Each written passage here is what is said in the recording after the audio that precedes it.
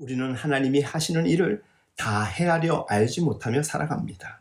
아브라함은 그 모든 겪어왔던 일들이 하나같이 예측 불허의 상황이 많았습니다. 어느 순간부터는 하나님의 의도에 대해 전혀 의심하지 않고 순종할 수 있게 되는데 그 이유가 뭘까 생각해 보았습니다. 사실 믿음의 여정 가운데 살다 보면 어렵고 고통스러워 해석할 수조차 없는 일들을 만나게 됩니다. 그러나 이런 시험에는 분명한 목적이 있기 마련이기에 믿음으로 의심하지 않고 순종하다 보면 조금의 의심 없는 확신 가운데 서 있음을 경험하게 됩니다. 주 안에서 사랑하는 여러분, 순종의 결단과 수고를 치르면 감당하기 힘들 만큼의 복된 영광과 형용할 수 없는 큰 은혜가 함께함을 고백합니다. 아브라함은 큰 시험을 통과하면서 진리의 말씀이 생생하게 열리는 영광스러운 경험을 하게 됩니다. 창세기 22장은 이삭을 번제로 드리는 사건을 담고 있습니다. 그 일 후에라는 표현으로 시작되는 22장은 앞장 21장에서 육신으로 나온 이스마엘과 하갈을 내쫓은 후가 됩니다. 21장 이후 상당한 세월이 흘러 이삭이 10대 후반 내지는 20대 초반으로 성장하게 됩니다. 그러던 어느 날 하나님께서 아브라함을 시험하시려고 불러내는데 그것이 바로 22장의 내용입니다. 하나님은 자기 백성을 대하실 때 곧잘 당신이 제작한 믿음의 저울에 달아보시곤 합니다. 야고보서 1장에서 하나님이 아무도 시험하시지 않는다는 말씀이 등장하는데 이는 우리가 죄에 넘어지도록 시험하지 않는다는 뜻입니다. 반면 22장에서의 시험은 아브라함의 믿음의 질이 노출되도록 하나님께서 의도적으로 시험하시는 상황이 펼쳐집니다. 주 안에서 사랑하는 여러분, 분명히 하나님의 시험하심에 대해 개념 지을 수 있어야 합니다. 우리가 악에 넘어지거나 절망에 빠지게 시험하는 게 아닙니다. 우리 믿음의 질, 즉 신실함, 우리 마음의 생각과 삶의 태도를 시험을 통해 바깥으로 노출시키고자 하시는 하나님의 의도가 있습니다. 평상시에는 누구나 하나님 잘 믿는 것처럼 보이는데 하나님은 구체적인 삶의 자리에서 우리의 신앙의 질과 양태를 드러내는 시험을 통해서 우리 마음의 중심을 들춰보기를 원하십니다. 시험을 치르면 점수가 나옵니다. 성도들의 신앙의 성숙은 크고 작은 시험을 거쳐서 단련되고 좋은 믿음으로 발돋움하게 됩니다. 하나님은 이미 다 아시지만 그렇기 때문에 아무것도 안 하는 게 아니라 우리 내면이 온전히 드러나 실체가 어떤 존재인지를 분명하게 볼 수 있도록 시험하십니다.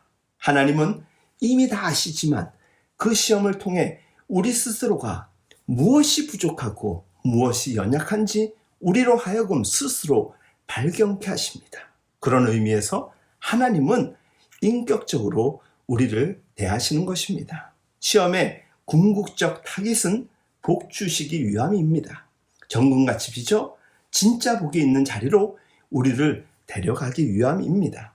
창세기 22장에서의 아브라함이 직면한 시험은 독자 이삭을 모리아 산으로 데려가 번제를 드리라는 것이었습니다. 살아있는 아들을 죽여서 각을 떠서 불태워 죽이라는 것입니다. 도무지 이해할 수 없고 인간의 정서로 감당하기 어려운 일인데 하나님은 설명도 없이 명령만 하신 상황입니다. 참 가혹하고 기가 막힌 시험이 아닐 수 없습니다. 이삭은 아브라함에게 급소와 같은 존재였습니다. 아브라함 생애 전부를 지탱해왔던 삶의 결정판으로 100세에 얻은 아들 아닙니까? 하나님 말씀에 순종해 하갈과 이스마엘도 내쫓고 이제 달랑 하나 남은 아들입니다. 어찌 보면 이삭을 번제로 드리는 것은 하나님의 성품을 생각할 때 이해가 잘 되지가 않습니다. 자식을 제물로 드리는 것은 이방의 거짓 신들이나 요구했던 일과 같은 것입니다. 이삭은 아브라함에게 약속의 핵심입니다. 분명히 내 씨로 하늘의 별같이 바다의 모래같이 번성케 하리라. 하나님께서 언약하시지 않았습니까? 바치라는 명령과 후손의 창대케 됨에 대한 약속은 서로 충돌의 요소가 됩니다. 하나님의 이런 방식이, 이러한 인도하심이 우리들을 혼동케 할 때가 참 많습니다. 뒤늦게 얻은 아들 이삭을 드리라 하시니 이는 말씀과 말씀이 충돌될 만큼 혼동의 상황일 수밖에 없습니다. 그러니 아브라함이 감당했을 마음고생과 결단에 이르기까지의 기도가 참으로 깊었을 것입니다. 아들 이삭 때문만이 아닙니다. 그 말씀을 하시는 하나님의 성품과 말씀이 너무나도 다르기 때문에 큰 혼동을 겪으며 고통이었을 것입니다. 우리 가끔 그런 신앙 고민하지 않습니까? 하나님의 명령은 순종하겠는데 도대체 왜 하나님은 이렇게 하시고자 할까? 이해할 수 없지만 하나님이 우리에게 가장 소중한 것을 포기하라고 요구하실 때가 있다면 그 이유가 분명하지 않겠습니까? 가족을 잘 섬기는 게 일반적인 부름이지만 하나님이 어느 순간에 이제 그만하면서 부모, 형제, 자매, 자식 등 아무리 소중한 것이라도 끊어서 포기하고 내어드리는 순종함을 요구하실 때가 있습니다. 이 모든 것은 하나님의 일하심을 유심히 보면 우리가 마땅히 순종해야 할 넉넉한 이유로 다가옵니다. 실제로 하나님은 독생하신 아들을 십자가에 달려 죽게 하셨습니다. 우리를 구원하시기 위해 당신이 우리에게 하신 것처럼 우리 삶에 그 어떤 것도 하나님보다 앞에 오지 않도록 언약과 수많은 간증이 묻어있는 가장 가까운 사람들과의 다양한 상황들을 만들어 가심으로 하나님 앞에 신실하게 세워 가셨습니다.